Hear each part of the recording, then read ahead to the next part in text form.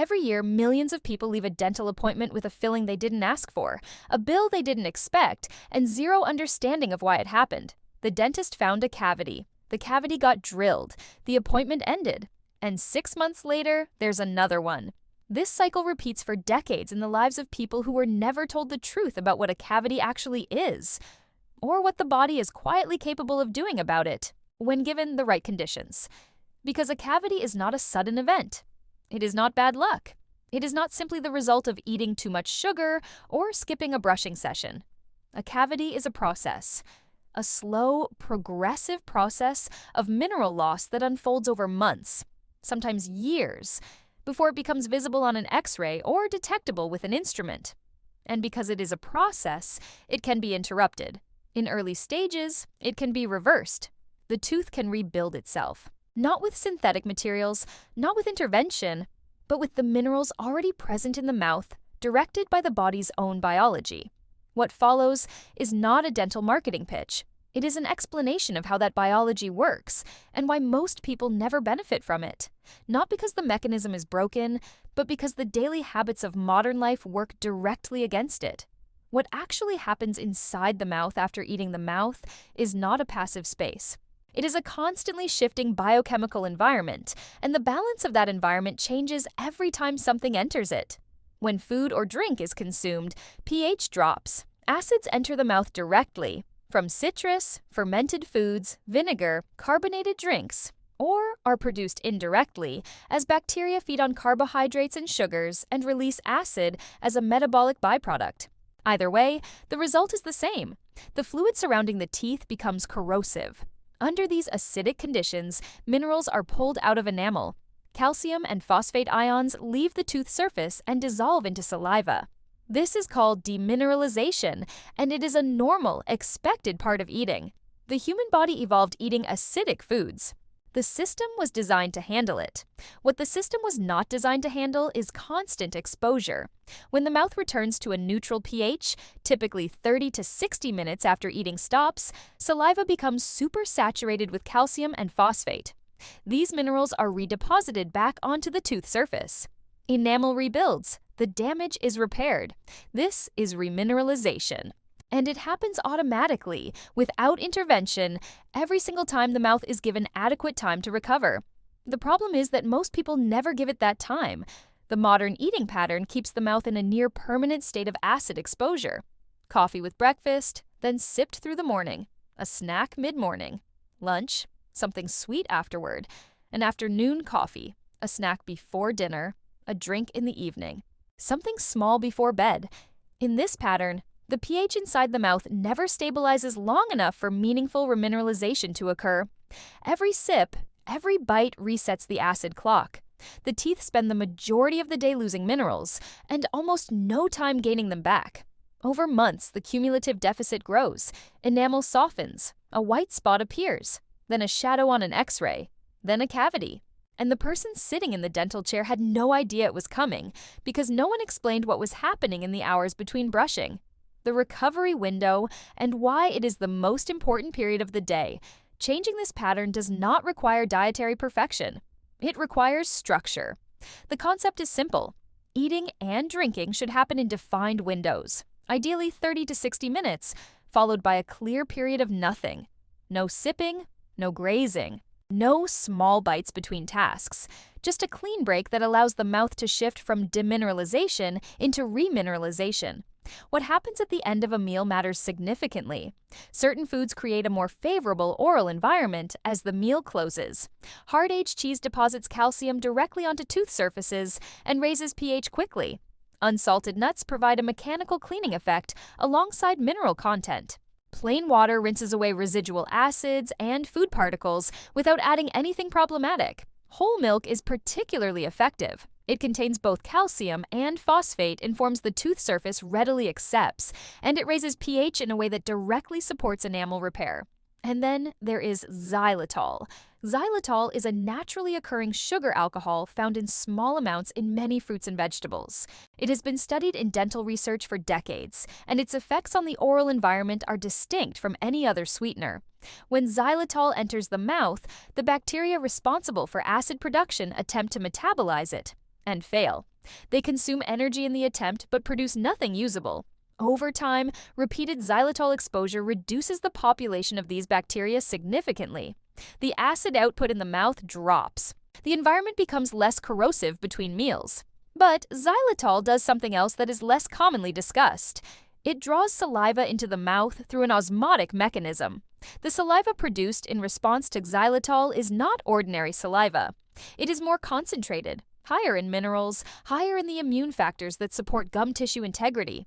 Used after a meal, in the first minutes of the recovery window, xylitol essentially accelerates the remineralization process by flooding the tooth surface with exactly what it needs to rebuild. A small amount is sufficient, a fifth of a teaspoon of granular xylitol, or a xylitol mint, placed in the mouth after eating.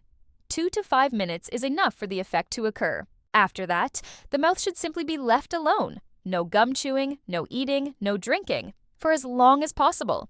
1 to 2 hours is the target. This is the window where the real repair happens. The afternoon advantage and the circadian rhythm no one talks about. Not all hours are equal when it comes to oral health. Salivary output follows the same circadian rhythm that governs sleep, hormone release, digestion, and dozens of other biological processes. It rises through the morning, peaks in the early to mid-afternoon, and drops steadily through the evening, reaching its lowest point in the hours between midnight and early morning. This means the hours after lunch are the most biochemically powerful window available for tooth repair. The saliva produced during this period is the richest in minerals, the most effective at buffering acid, and the most capable of driving remineralization. For someone actively trying to reverse early decay or prevent new cavities from forming, this window is not a passive benefit. It is a resource, and most people waste it entirely by sipping coffee, snacking through the afternoon, or grazing continuously until dinner. Protecting the post-lunch hours means finishing the meal cleanly, ending with a tooth-supportive food or xylitol, and then stepping away from eating and drinking for as long as possible. 2 hours used this way will do more for enamel health than almost any product available at a pharmacy. The science behind this is not complicated. Salivary glands are not simply passive drainage systems. They are active secretory organs that extract specific nutrients from the bloodstream and concentrate them into the fluid they produce. Nitrates absorbed from leafy greens, calcium drawn from circulating mineral reserves, immune proteins synthesized in response to gut health. All of it gets packaged into saliva and delivered directly to the teeth during periods of rest. The quality of that delivery depends on what enters the body. A diet rich in vegetables, adequate in protein, low in processed foods, and refined sugars. Not because of caloric considerations, but because the salivary glands can only work with what the blood provides. Poor gut absorption means fewer minerals reach the glands. Chronic inflammation means immune factors are diverted elsewhere. The link between systemic health and oral health runs directly through saliva, and saliva runs on what the body has available to give.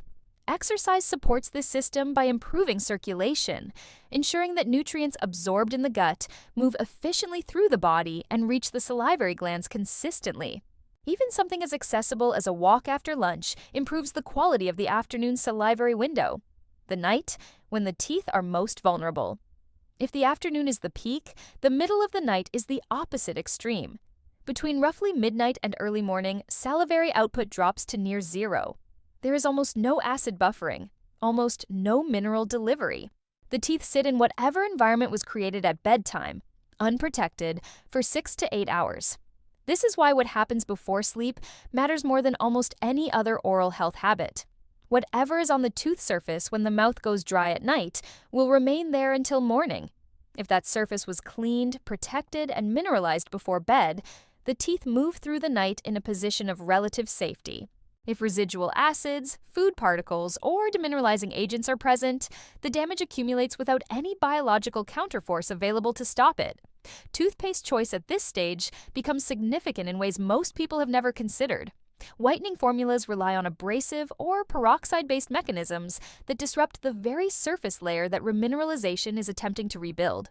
Using them at night, when the mouth has no capacity to repair what they disturb, creates a net loss. The same applies to highly abrasive baking soda formulas. What the teeth need before sleep is protection and mineralization, not stripping and brightening. Gum massage before bed also has a functional role beyond hygiene. Light manual stimulation of the gum tissue improves local circulation in an area that will receive no circulatory support through the night. It is a small action with a disproportionate benefit for people dealing with gum sensitivity or early gum tissue recession. After the nighttime routine is complete, nothing should enter the mouth. No water, no medication dissolved in liquid if it can be avoided, nothing that would disturb the protective layer left on the teeth, or shift the oral pH before sleep. Putting it together, 3 principles. That is what this comes down to. Structure eating windows so the mouth has genuine recovery time between exposures. End those windows with something that actively supports the oral environment. And ideally, with xylitol used in the first minutes of the rest period. Protect the nighttime environment with deliberate care, using products that support mineralization rather than undermining it. None of this is expensive. None of it is complicated. What it requires is a shift in understanding, from thinking about teeth as static structures that either survive or decay, to understanding them as living tissue in a constant state of mineral exchange, where the daily patterns of eating, resting, and sleeping determine which direction that exchange moves. The body already knows how to repair early damage. It has the tools, the minerals, and the biological mechanisms to do exactly that. What it needs is the time and the conditions to use them. Most people are unknowingly working against that process every single day. That does not have to continue.